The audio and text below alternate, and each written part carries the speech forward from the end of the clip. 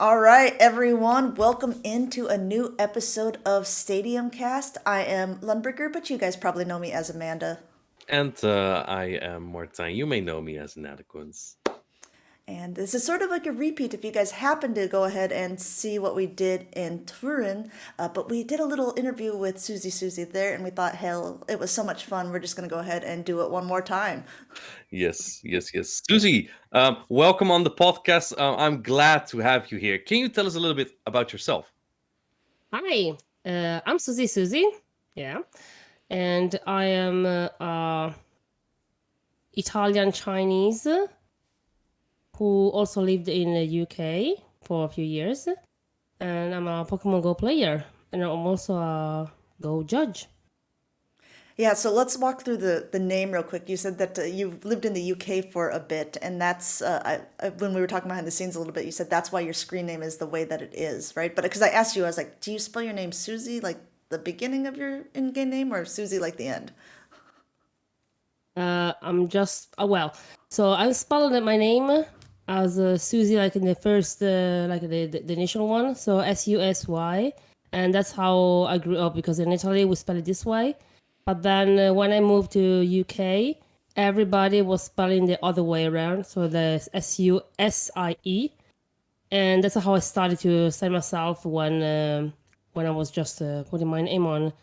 And that's when literally I wanted to find a nickname for myself. I tried both ways, and they both were already taken.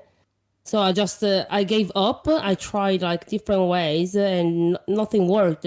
So I decided to just go with SusySusie, and that's how that's how I chose this name.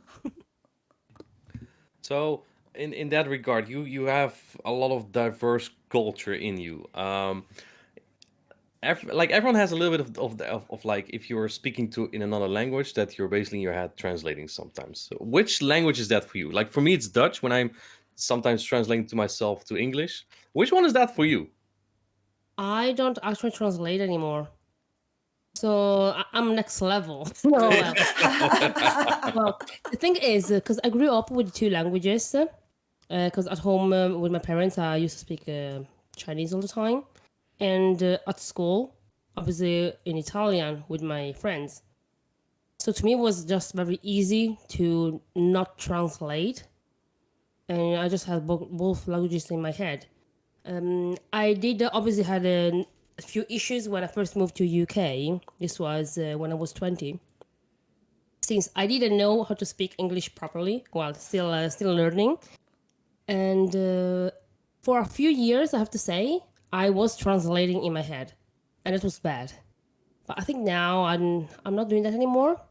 Uh, I think you try to like you start to embrace a new language when you actually can dream in that language as well.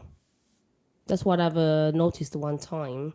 So I had a dream and it was all in English, and I thought like, whoa, okay, that's weird. That was my first time like dreaming in English, and I think after that, I've started to not translate. Susie, we have so much in common because I also dream in English all the time, being the only language that I actually speak. What about you, Martijn? Do you ever dream in English? I do not dream in English, no. Ever? I'll be honest, I just don't really remember my dreams. I'm sure that maybe if I dreamt about like an experience that I had in the States or something, it may have been in English, yes. But as far as can remember, most of it is just Dutch, yes. So I have a kind of weird question on that subject then as well then, Susie. Do you know like sometimes you have a word but it's in a specific language and you're like, yeah, I know the translation, but it doesn't fit the scenario the same way. Do you have any examples of that? Because I've even noticed that in Dutch and English, like the word hoesting, like I feel that more than I feel like the word craving. Like I don't know, sometimes I'm like, no, I have it in hoesting. Oh yes, I have plenty. I mean, like right now, I only have one very easy example, which is love. So in English, love is also for like friends. So like if you say like love you, it's like you have good feelings it doesn't really mean that you actually are in love with the person, right? But like in Italian, we say everything in different ways. So if you really love someone, like obviously like my fiance, I tell him ti amo. But if it's like to a friend, is ti voglio bene, and they're completely different. I mean, you could say probably like ti amo in as a joke to a friend, but that would be a joke. If you do say like a ti amo in Italian to someone, they will think like, wait, okay. But in English, like love is for everything, so every kind of affection is okay. Yeah. You know, the Dutch, they're so like standoffish with love that they don't even have a word for like. They're just like, oh, like if they want to say, I like your pants, they're like, I find your pants beautiful. Is this a mock inadequance podcast? It's always come on, get with the program, Martin. It's always a mock inadequates program. We have Liking this. a special language. That's what it is. Yes. Yeah, I do have often found out like there are some words in certain languages that they suit really well for a purpose, but you don't find an actual perfect translation, and that's so annoying. So when I speak to someone that they know that language, that's good. But if they don't, I'm like, shit, what am I going to say now? Yeah. No, I Oh, definitely I, have I that. said shit. Oh my god. Now you said it twice. Okay. We can either cut that or it's not the worst to say, to be honest. Okay, it's fine. Yeah. It will be fine. Don't worry about it. Okay. Susie, let's go a little bit to the start of your Pokemon Go career. How did you start playing or Okay, start let's getting start. into it? Yeah, so I knew that this game was coming up. So like I as a kid, I really like Pokemon in general. Like I was watching the cartoon. It was the year 2000 when it just started in Italian TV, and I was a kid and I really liked it. I never played video games because well, I didn't have the money to buy them, and my parents were so stingy, so they just wouldn't buy me anything. But I was collecting the stickers. I don't know if you know about Panini stickers that are famous all around the world. And in Italy, we had all these like everywhere for anything. So I was collecting the stickers for Pokemon. And as a kid, that was my only relation to Pokemon. For a few years, I was really into it, and then I moved on when I grew up. But when I saw Pokemon Go got announced, it was probably like around 2015 when they started to do some videos and they were on YouTube, and I was very excited because I was on like mobile games in general. And when I saw this like new game coming up, like wow, catching Pokemon in real life, that's so cool. So the day it got launched, literally, my partner at the time, which is my ex now, literally woke me up. Oh, Susie, you need to download this. We need to play together. Like, yeah, sure. I mean, I was really happy about it. I've downloaded it and I started to play. I went crazy on it. I was literally going out every single day for walks and taking gyms. I was really annoying because I was just taking all the gyms, but I was the only blue in my area. So every day after work, I was literally just going around, getting all the gyms, claiming all my coins, and then the day after they were already all red. Bloody hell. So it was very intense. And that's how I started to play, like, in the first couple of months. And since I was so annoyed that this was the daily routine, I was getting fed up. So I started to look around for teammates, like some blue friends I could get the gyms with, and I posted on Facebook, and I've got some friends, and that's how we started. Like with my new friends, we were going out every day, and I have to ask on that subject. Is that how you met your current partner a mind joke? Actually, yes. So I've met him in Italy because there is a Comic Con that is it's the biggest in Italy. It's called the Lucca Comics and Games, and I started to go there from 2003, I think, if I remember well, and I never missed any year. And this Comic Con to me was so important because it was a way to meet like my old friends in the nerd community. Since I'm a bit of a geek, I mean, you can probably see the back, like the library is not, they're not books, they're all comics, they're all manga.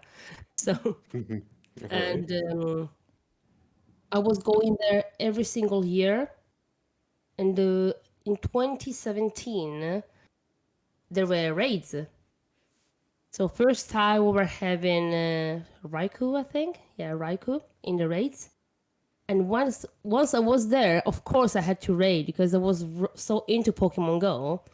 And I've started to ask the groups that were there, like to wait for me to do the raids because I was also working, helping one of my friends who had a stand in this Comic Con. And yeah, some of the Mystic players were really nice to wait for me, and one of them was my current fiance. Question about that. Have you ever taken a break in Pokemon Go? Because that's been a while ago. Break? Well, okay, so I had a forced break once because with my previous job, I was traveling to China quite often, and over there, Pokemon Go doesn't work. So I had once a forced break, and it was for like 3 weeks time, and I couldn't play at all. I couldn't log in. I couldn't claim my coins. I was so annoyed. But after that, I think I never missed a day. At least I do like open the app and catch a couple of Pokemons. I don't do it as much as I used to because I used to literally wake up, open the app as the first thing to do in the morning, and I was slowed it down a lot. So I'm kind of half retired, let's say, not completely retired, but half retired. So Pokemon Go is not my main priority anymore. But it used to be. Yeah, I can understand like if you're dating someone who's also playing Pokemon Go, that's probably kind of nice and easy to fall into a rhythm where you're like, yeah, you say you're retired, but you're definitely going to open it up because you have that support from your partner as well. My partner hates that I play Pokemon Go, so if we ever break up, I'm gonna find someone in the community. Oh well, I mean I broke up with him, and yeah, I found someone else as well. So yeah, it can happen. Yeah, the game has priority, right? Yeah, No, but the obviously, funny not thing our is life. that actually he got me into this game. So my ex convinced me to play, and then probably he regretted it. Yeah, that's another story. No, I have actually have the same, but that's also another story. Yeah, you say Pokemon is not your current priority, but you actually do have a big influence currently, right? With the judging work that you do in the Pokemon Professor program. Can you tell us how that started exactly? Yeah. Okay. So it just started a year ago. Basically, I went as a player to the very first tournament, which was Liverpool 2022. And over there, I had a pretty bad experience, let's say. I mean, like, as a player, I enjoyed it, but I noticed that there was so much to do, so much to improve. And for that reason, I was like considering, oh, okay, what are these people doing? Like, do they know what they are doing?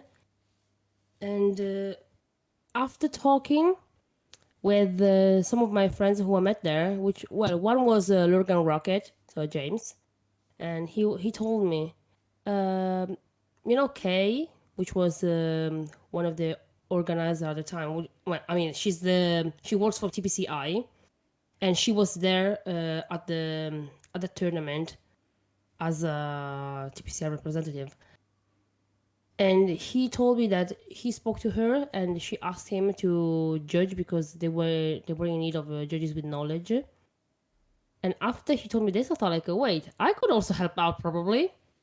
So I've messaged her. Please, nobody message her now because she will be flooded. But yeah, I've asked her and she said like, yeah, sure. If you're interested, just send your applications. I mean, just sign up for the professor program and send your application through, which I did. And that's how I've got selected for Words.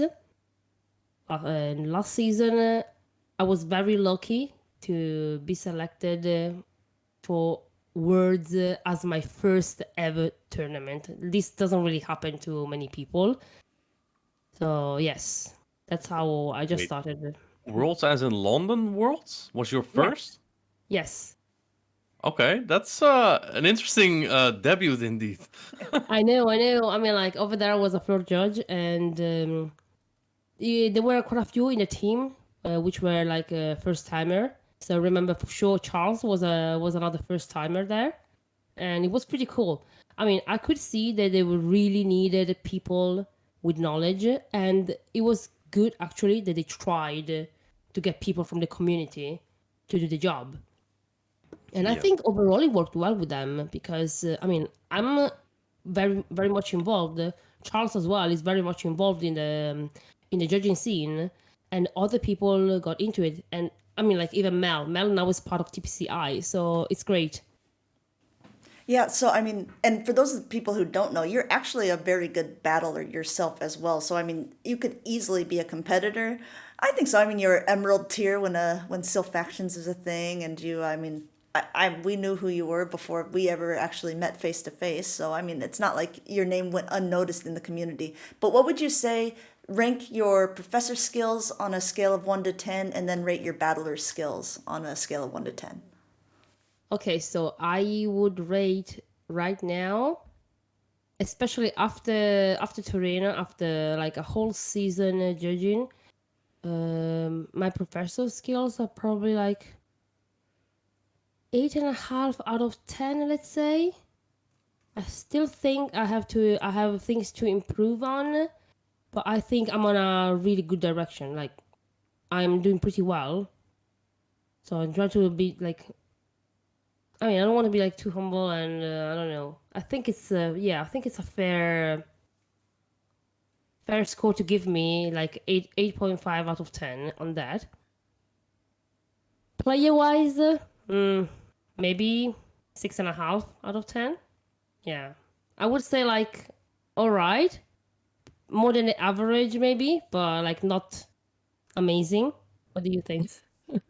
I think you're pretty good. I mean, we played in factions, and you had a pretty nasty catch against me, so I'll give you that. Yeah, You're still dreaming about it, right?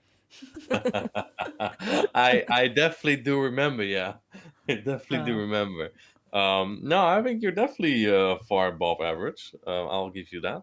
yeah, Um, maybe 7 out of 10, maybe. But seven, seven and I'm all, not seven and like all. I'm not high level. I think I'm pretty mid, like middle.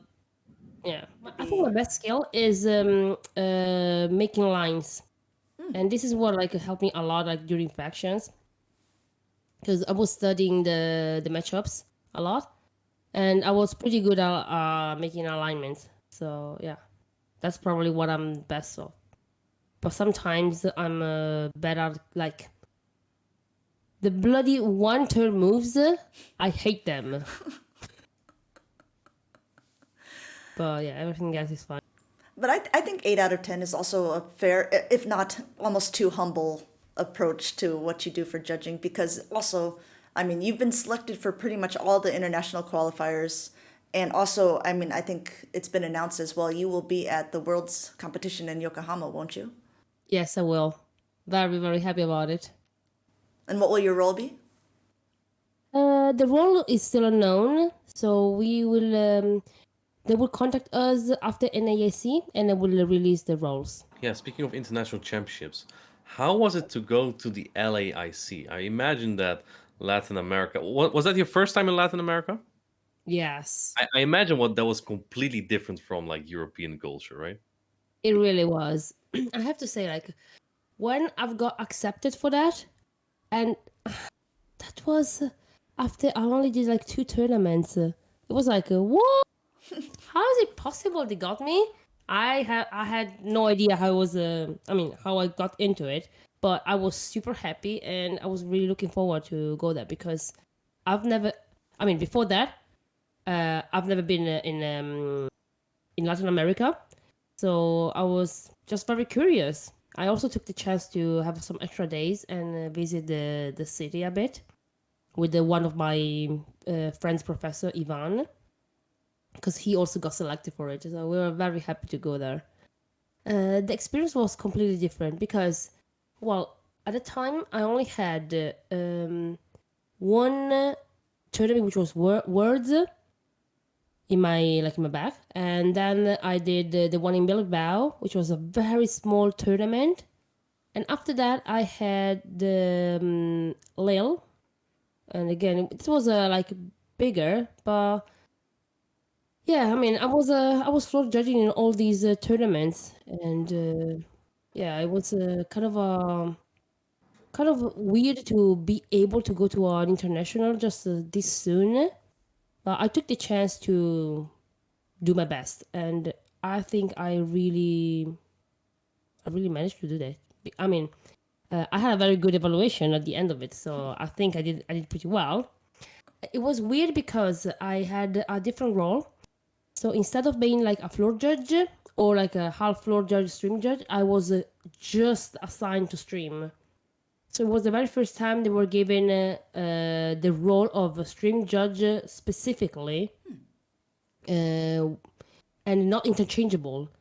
So over there, even though I didn't have much experience, I was one of the most experienced because they didn't have many tournaments, and it was the very first time they were having a stream. And when I arrived there, our lead, which was Jamie for the stream, he asked me like, "Okay, what are we doing here?" Because like the other professor don't know what to do, so I just told him like everything I could, and I tried to teach the other judges as well, which was great. Yeah. And it worked out really well. In fact, I remember that. Well, there's a quote from TPCI. Who came to us and told us, well, the stream for LASE is the best one we've seen ever, like the best one so far at the time. And we were really proud of it. Yeah, no, that's awesome. So, yeah, that was really good.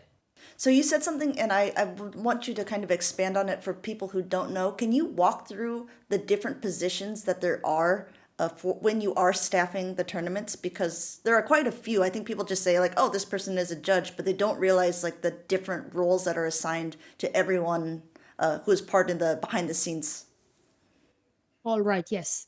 Well, they are actually removing some of the roles. There are some changes, like, for example, let's say there is one of the role that is the tech coordinator, and I had that twice. So the role for the tech coordinator is not under a head judge or above a head judge. Is like a brother, let's say, brother or sister sibling, let's say, and it's for coordinating the floor judges to do like perform team checks and these kind of things and everything that is related to tech. So let's say, for example, there is an issue with the phone, so we have to solve it. If we do find out like some players are using a wrong Pokemon, so while performing a team check, we find out something, then we have to issue a penalty for that. And this is how this role works, basically, the tech coordinator. But there are also other roles like the head judge, floor judge, or bracket admins, lead, and also sometimes the stream judge. Recently, the stream judge has been kind of removed because we use floor judges as stream judges as well, and stream judges as a floor judges. So it's like that's like the basic judge that can do both things. So floor judge, usually you just stay on the floor. You make sure that people are playing, they're not cheating, and this is basically it. If they have like disputes, you need to make some ruling, and if you get called to go for the stream, then you go there. But usually is the head judge responsibility to take care of the stream schedule for the judges. So the rotation of the judges that has to go on stream is a head judge responsibility. The head judge also has the final ruling for anything. So let's say, for example, there are two players that that they're having a dispute, and they call a judge to take care of it. If they don't like the outcome of the dispute, they can appeal to the head judge, and the head judge will get involved in that case, and that's the final ruling. So there's nothing else above that. And the head judge also make sure that people takes like breaks. So does the rotation for the lunch as well. So lunch breaks, normal breaks. Coordinates the team of the floor judges during the tournament. But the leader is different and is above everybody else. So he's above the head judges, the tech coordinators, and the bracket as well. And what the lead does is organizing the schedule of the entire event. And I personally did for Torino also all the background. How do we say it? I was in contact with the organizer for making sure that we had everything in the Go area. So let's say, for example, we needed the computers, the printer, the speakers, microphones, dividers, how many tables, how many chairs, these kind of things. So that was my responsibility to give to the organizer for this case. For other tournaments, I believe the tournament organizer already know what they need.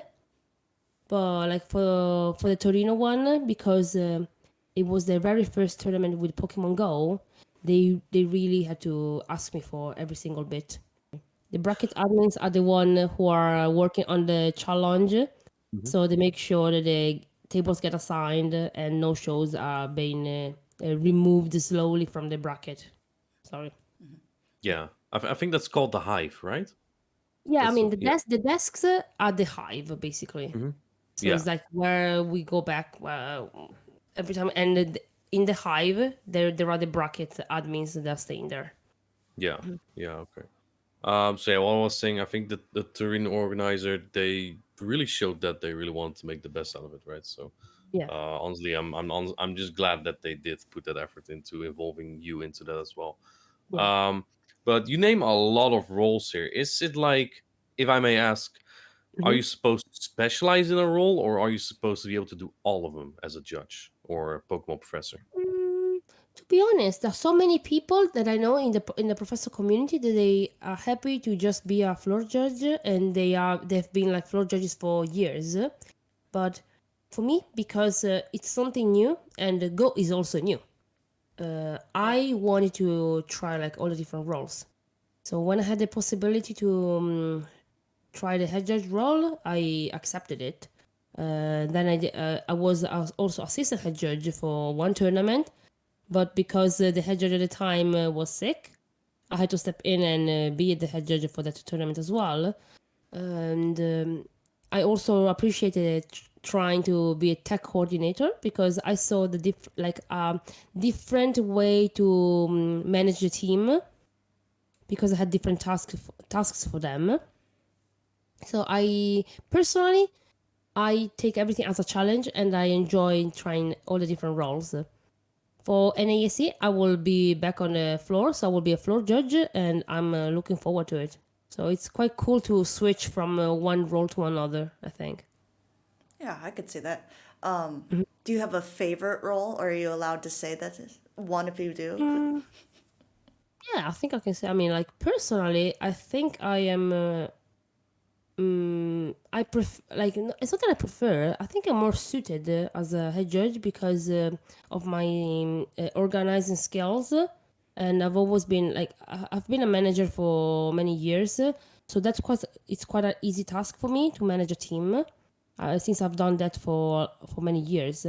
But I also enjoy the other roles. Like, I was tech coordinator in Utrecht and Malmo, and I had much fun. So why not? And also in Torino, I was the lead, and it was my only one experience. Yeah, and we had a blackout, Yeah, we did. blackout over there, but it was great. I mean, we solved the issue somehow. We managed to I managed to reschedule everything, so it was good. Yeah. Yeah, I think that was solved very smoothly.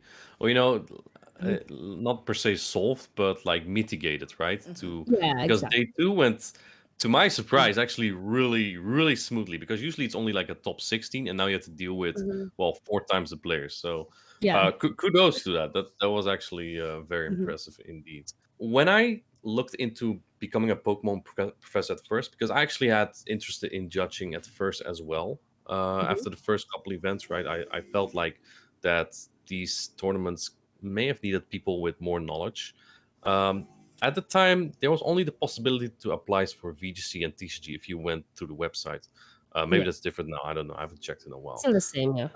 If I were to if I were to want to become a judge right now, what would I need? Yeah, so you will still have to go to Pokemon.com and take a test. You can pick between TCG, VG, or organizer. And okay, so I did both organizer and VG. So I'm like stage 0 on both of them because I failed the TCG one. Unfortunately, it's very tough one. I mean, it's pretty easy to pass the test, I think, because it's open book. So it's like, come on, we can. I mean, I think anyone can do it. It's pretty easy to take the test, and you just have to wait to receive an email after you finish the test, and that email is for the background check. So if you're not a criminal, you should be passing that as well. But does that mean you have to apply for VGC per se? And does that mean that if you take that test, Either you're also either qualified for VGC? Yeah, it's either VG or the organizer one that I would recommend to do because I think they're probably easier as TCG has some weird rules for every card, and personally, I find it much harder. But Sorry? there is no actual Go test. So, Not yet. okay. So the only Go certificate that there is at the moment is on the Prof University, but you can access to that only once you are a professor. So you can't really apply for the Go test right now. I think they are working on it. They said that they were. So let's see. Maybe next season. All right, Susie, I have a slightly controversial question for you. You've seen and judged in a lot of areas now, so I mean, you've seen a lot of European battlers. You've seen some battlers in Latin America, probably North America as well. Who do you think has the best battlers globally? Okay, so I think that every continent has a great battlers. So I have my top picks for every continent, but mm, yeah, I would say maybe Europe has the best. And wait. I think we didn't see much of the Japanese community because I do believe that there are many Japanese that will surprise you. Oh, for sure. You know, Asian level, right? So I I feel do, them. yeah, I do believe there are gonna be like a lot of surprises over there. I'm not sure how many will qualify. To be fair, like, is it like 12 people or I I think don't know, it's 20. I think from maybe Japan. 20? Yeah, Yeah. I'm not sure if there's a last chance qualifier, which might Mhm. include more, but from Yeah. the Japanese regionals itself, it should be 20. Yeah.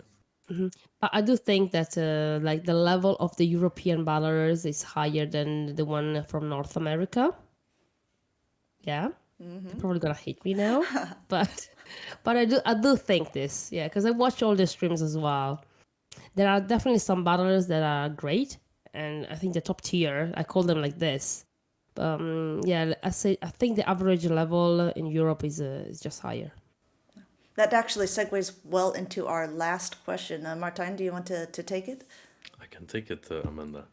Our last question is a traditional one, Susie. It's a traditional Okay. one. Not as controversial as Amanda's, don't worry.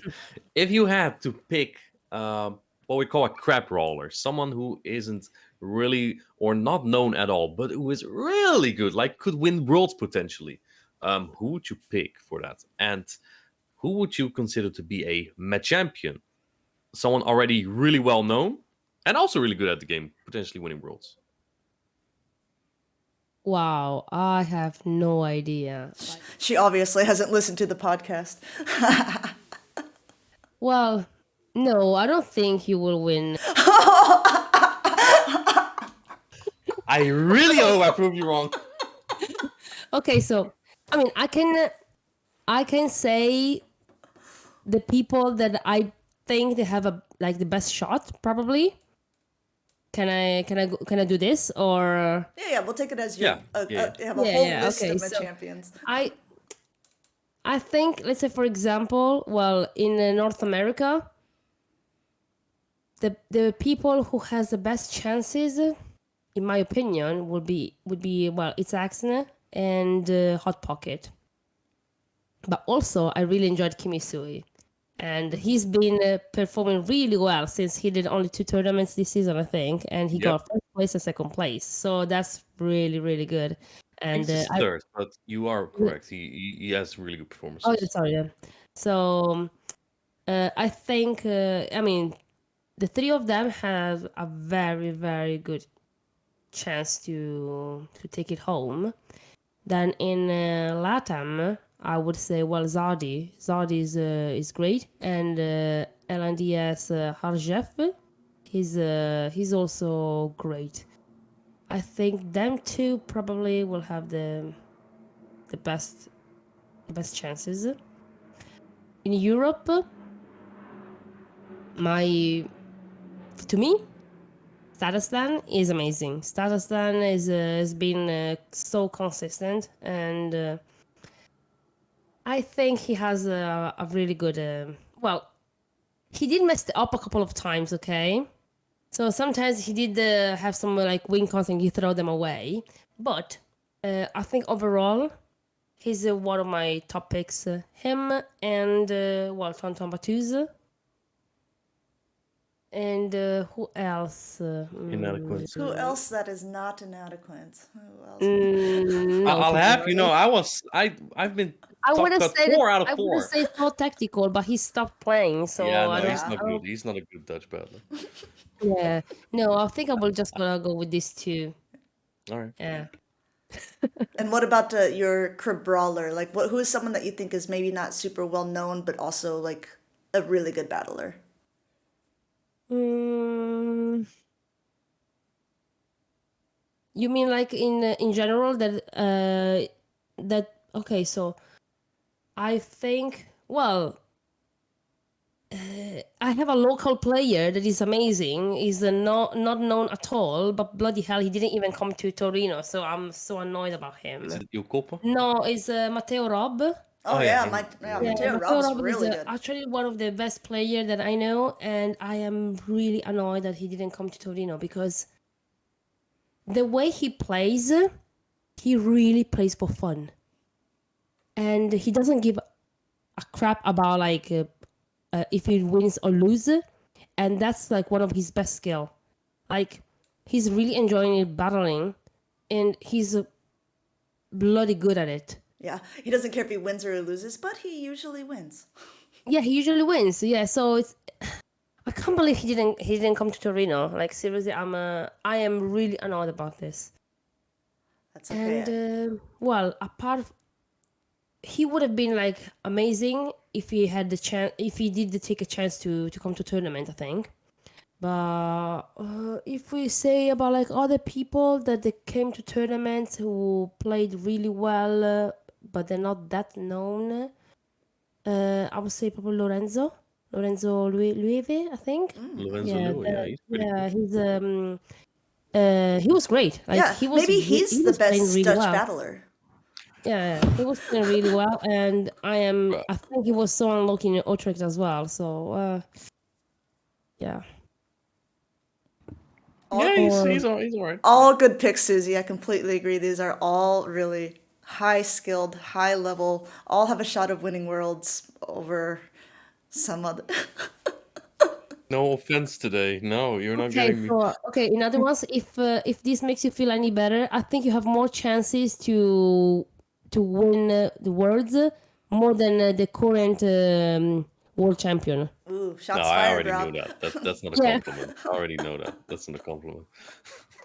he's washed. So yeah, I mean, he knows He's as well. he's He's just enjoying running it. around nowadays. Yeah, he's enjoying it a lot being part of the staff. So yeah, Hey, to be I fair, we don't think love to he's see gonna him as the be staff. unfortunately not top tier anymore.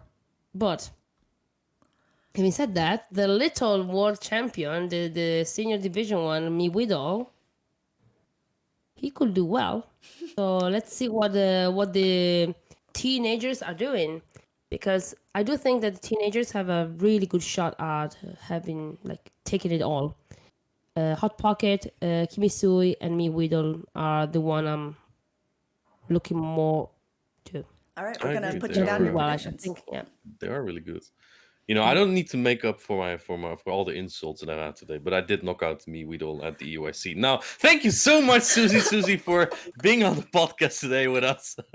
Thank you for all your information and knowledge about yourself and the staffing thing. Mostly, right? I think that the people that make our tournaments run smoothly deserve more credit than they usually get. So, thank you Absolutely. for that as well. Thank you very much. It was my pleasure. All right, have a good one. We'll see you guys in the next one. Thank Oh you. yes. See you.